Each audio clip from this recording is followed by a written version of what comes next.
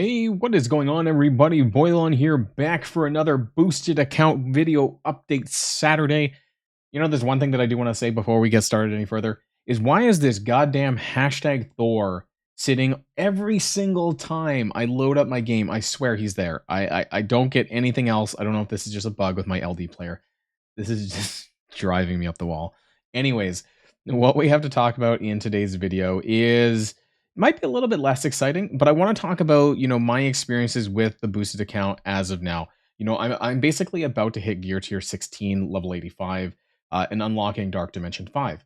But I'm not actually anywhere near to actually starting that. So I want to talk about how things are moving. They're moving very quickly, but I also want to give people proper expectations and kind of temper their expectations a little bit in terms of what to expect when you're doing an account such as this. So I'm basically going to be going over a lot of things that are really important to keep in mind as you progress through the game. So if you're ready to go, everybody, let's boil this down.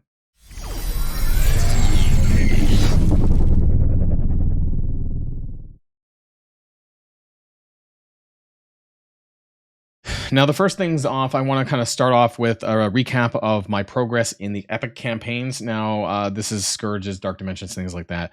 They'll be closing down. The Scourges will be closing down, and then the Trials will be back again on Monday. Also, I have Pestilence. I have Morgan Le Fay and Archangel unlocked, but I don't have Red Hulk and Rogue yet unlocked. Now, I am pretty close to probably being able to do this soon. It's just I'm not really forcing it. I also hate restarting levels over and over and over again. So I don't really have the same capacity to want to smash my head against something to win. So I'm going to, get this when I'm a little bit higher level and have more resources to spend to be able to do this. But anyways, for Dark Dimension though, I'm on Dark Dimension 4. I think I cleared Dark Dimension 3 last week. I'm not sure. Anyways, I did clear Dark Dimension 3. It's all done. Dark Dimension 4, we're up for now. And I'm basically a Dark Dimension 4 Legendary. And so what my resources are going for now, I have all of my other lanes complete. So when I finish this, I'll be able to go back into the second run. And if you remember what I said about on Friday's blog, if you were there for that, then essentially, I don't know if it's going to be immediate actually, but they talked about how if you cleared Dark Dimension, that you'd be able to go back in basically an hour later. So for this, I have 2 out of 4 Legendary characters complete.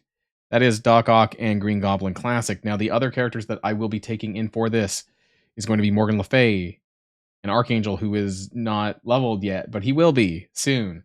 The reason for this is because we're going to need them to gear tier 18 anyways, right? So I think they're pretty safe to build upwards in the Dark Dimension category because you're going to have to if you want to unlock Apocalypse. Just no, I don't think that even if they alter the requirements down the line, I highly doubt they're going to remove the fact that you're probably going to need the legendary characters, the actual horsemen themselves.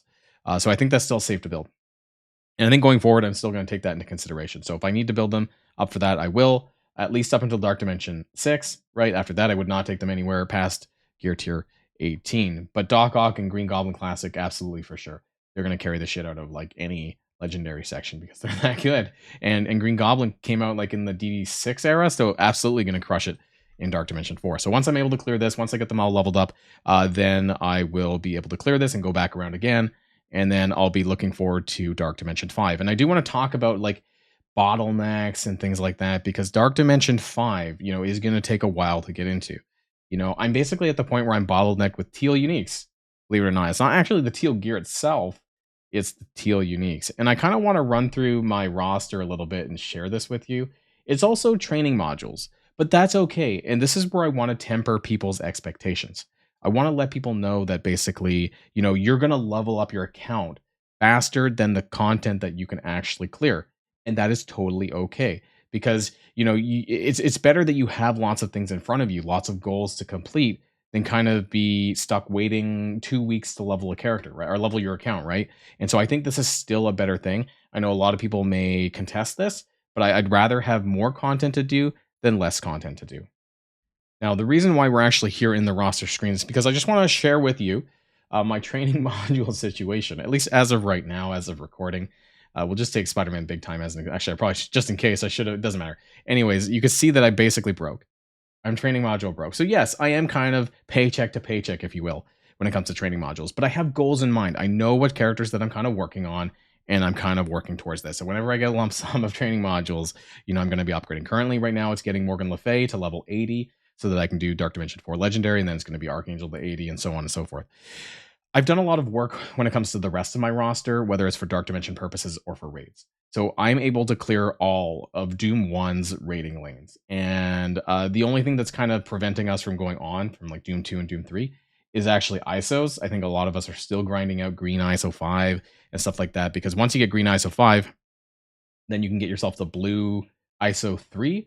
It's pretty easy to get, actually. So that one's not very difficult at all. So once you get green ISO 5, you're basically automatically going up to blue ISO 3. It's just that easy because it's available both in the hard ISO campaign, and also you can just buy it in the store as well, which is some of the things that I'm doing right now. So that's the current, what I would say, bottleneck or grind, I suppose, for me, is ISO green crystals, and then also training modules. So just waiting for those to come in. A lot of it comes in through bulk events as well. So web milestones, the main event milestones, things like that, where they do come in pretty big bulks. And some of the art, I think it's the RTA pass. It actually has like periodically, it has like 100 oranges and things like that that come across. So that's pretty good there too. Now, the other thing that I want to talk about is uniques. So uniques are very important, right? Like that, no brainer. And I want to share this with, I don't know, one of my top characters up here. So Kestrel, for example, who I won't be able to take to gear 16 quite yet. You know, I only have 12 out of 18 teal uniques for the shield tech. For some reason, I don't know why, but I do have a lot more of this for Osmium. I almost have 2 characters that I can take up to gear tier 16 with Osmium. That's great. But if you look at the rest of my gear, like I still have I have a lot of teal gear that I just haven't opened in orbs because I don't want to open 10 at a time. But I probably will have to end up doing it soon. So don't take this, I have a lot of actual teal gear, even though it doesn't look like it. And I think as far as the minis go, like I have a good amount. It's not like an insane amount. I do have actually, I have 1,000 armory gear 16 orbs. So I take that back. Again, it's just things that I don't want to open up. But uniques is going to be where, actual uniques, teal uniques like osmium and other things like that. That's where my bottleneck is going to be. It's not actually these minis or anything like that. So if I see these and I think I'm going to need them, like for Doc Ock, I'm probably going to, I should be buying them, right? Because you need like upwards to gear 18, you need like 60 of them. So whenever there's an opportunity to buy teal uniques, you should, because I have 30 million gold. And like you just saw, I have like no training modules. Which means I'm in a surplus of gold, which I can spend in the supply store because I'm not going to get that much in training modules to balance this out. So I should be spending more in here. Vibranium, I might need this for Ironheart, but I'm not quite there to actually, using her in Dark Dimension Global and things like that at the gear tier level. So I don't think I'm a little bit behind on building Pegasus for that purpose. So I don't really need it right now, but I am mostly buying uniques whenever I see them if I think I need them. Then I'm going to be doing that. Now, as far as my orbs, I want to share this with you because I do have a lot of orbs that are kind of unopened, I guess. But a lot of it's the armory orbs because I haven't just really bothered because I'm not concerned with this. I'm not having a problem with this. Armory 14s, 15s, and over 1,000 armory 16 orbs. Now, part of this was I think that I bought that offer that was related to the refund of Ultra Cores way back, like a month ago, when I got my Strike Pass for Black Knight. So that's the reason why my Armory 16s, and I probably have a big bulk of Armory 17s, possibly waiting for me as well. So I can't see that yet. I think that might unlock at level 85, so that's pretty soon. As far as my raid orbs go, like I have a lot of raid orbs as well that I haven't opened. I've opened most of my orange ones in search of uniques, and I have actually opened most of my teal ones. So I'm kind of really just bottlenecking on teal uniques at this point. Even though I'm not 85 yet, like I don't have a lot of characters that I'm going to be able to upgrade when I am. But purple and orange gear across the board, typically not really a problem. So that's good news. I can basically more or less, if I had the training mods, go all the way up to G15, and that's not a problem there. So that's good. And I'm kind of just working my way through the various stores. I have tons of I have tons of promotion credits at this point in time, so I can upgrade whoever I want, which is really great too. I didn't check the store this time yet. 7 Carnage? Not yet. I'll hold off. I'll hold off for now, just in case. But I still have a lot. Like I have 2,300 silvers, 1,500 gold, so it's really not big of a problem at all. So really, teal uniques and training modules. What can I do about that though? Not a lot. A lot of this I just have to wait, to be honest. But there are a few things that you could do to push it more. Namely, I have been occasionally coring the Enter the Age of X, the training fragment node. And when I have extra campaign energy, I have been putting it into the villains hard mode campaign because you can directly farm training orb fragments there. Now, I don't have all of them unlocked, but I can like do the dagger node. that it? Yeah, that might be it for now, actually. But there might be some other one. No, I think they're further down. I think it's like chapter 5 over here, like 5, 6, something like this. They're up here, they're around here. In the villains campaign that you can get extra training module fragments, and they're also going to be in. Here we go in the further along. I think they're also in the Nexus hard mode as well. So there are other opportunities to get extra training or fragments, and that's pretty much where I'm at. Is that training fragments, training modules, which I'm sure that you guys are experiencing as well, and teal uniques, and maybe orange uniques. For some of you guys, you might also feel that too. Uniques in general, I think, are really important because they're stuff that you're going to need all the time. I just think it's a little bit less relevant in orange because I am not upgrading that many characters at a time up there, and I'm getting a lot of orange orbs on a regular basis, whether that's from events or elsewhere from the raids. And like I said, speaking of raids, we're still in Doom 1. I suspect we're going to be in there for a little bit while longer. We'll see about next week's update. Otherwise, I'm just kind of focusing on just playing the game, right? Getting my stuff up, having my Dark Dimension goals. It's really, really important. There's nothing really too exciting. I'm kind of stagnating a little bit in Arena, but that's not really my fault necessarily. It's just because their levels are way higher than mine. That's it. And I don't have Void Knight yet. Void Knight's a very good Arena offense character, so I don't really have too much to report, unfortunately, other than the fact that it's okay to be slowed down. It's okay to hit bottlenecks, and it's okay to temper your expectations. And this is what I'm trying to do with this video, is just let you know that you don't need to do everything right away, right? Like, just because I'm hitting level 85 and unlocking Dark Dimension 5 doesn't mean that I need to start and complete it right away. I could very well be level 95 before I end up completing Dark Dimension 5.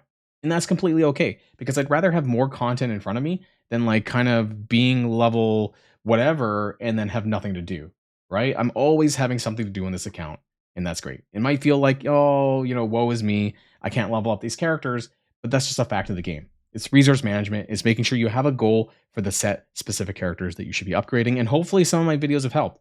And if this one hasn't been clear, then go back to my other videos from last week or the week before, where I've kind of gone over in a lot more detail in terms of what characters I'm building and why. And I'll just tell you again right now, TLDR, 90% of my characters are raid-related characters, and otherwise I'm using Dark Dimension characters, and I'm trying to cross over as much between raids and Dark Dimension as possible. And then all of those characters I'm using in PvP.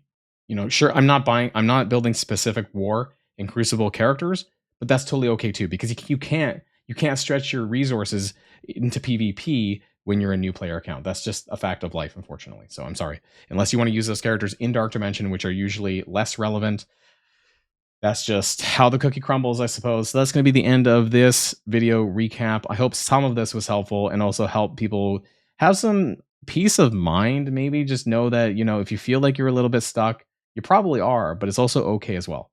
So enjoy the rest of your weekend, everybody. And until next time, stay safe and healthy. I'll see y'all later. Boilon signing out.